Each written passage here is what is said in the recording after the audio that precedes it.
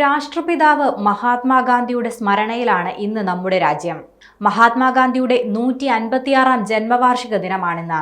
അഹിംസ ആയുധമാക്കി അധിനിവേശ ഭരണകൂടത്തെ അടിയറവ് പറയിച്ച ഗാന്ധിജി അടങ്ങാത്ത സ്വാതന്ത്ര്യദാഹത്തിന്റെ എക്കാലത്തെയും വലിയ പ്രതീകമാണ്. മഹാത്മാഗാന്ധിയോടുള്ള ആദരസൂചകമായി ഐക്യരാഷ്ട്രസഭയുടെ നേതൃത്വത്തിൽ ഇന്ന് അന്താരാഷ്ട്ര അഹിംസാ ദിനമായി ആചരിക്കുകയാണ്.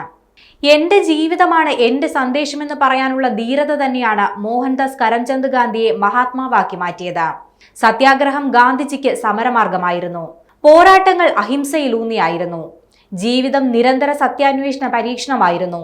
സത്യം, അഹിംസ, സമത്വം, സമാധാനം, ഐക്യം, സാഹോദര്യം എന്നിവ പ്രചരിപ്പിക്കാൻ ഗാന്ധിജി നിരന്തരം ശ്രമിച്ചു. വൈരുദ്ധ്യങ്ങളോട് നിരന്തരം സംവദിച്ചു. ഒരേ സമയം വിശ്വാസിയായും യുക്തിചിന്തകനായും മതനിരപേക്ഷകനായും അദ്ദേഹം ജീവിച്ചു. പാരമ്പര്യത്തിൽ ഉറച്ചു നിന്നപ്പോഴും ആധുനിക മൂല്യങ്ങളെ പൂർണ്ണമായും ഉൾക്കൊണ്ടു. ലണ്ടനിലെ പഠനത്തിനു ശേഷം ദക്ഷിണാഫ്രിക്കയിൽ അഭിഭാഷകനായി പ്രവർത്തിച്ച ഗാന്ധിജി അവിടെ വംശീയ വിവേചനത്തിനെതിരെ ശക്തമായി പോരാടി.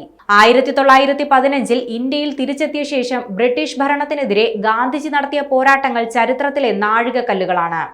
ചമ്പാരൻ സത്യാഗ്രഹം, നിസ്സഹകരണ പ്രസ്ഥാനം, ഉപ്പ് സത്യാഗ്രഹം, ക്വിറ്റ് ഇന്ത്യ സമരം തുടങ്ങിയ പ്രക്ഷോഭങ്ങളിലൂടെ ഒരു തുള്ളി രക്തം പോലും ചിന്താതെ സാമ്രാജ്യത്തെ മുട്ടുകുത്തിക്കാനാകുമെന്ന് ലോകത്തിന് ഗാന്ധിജി കാണിച്ചു കൊടുത്തു.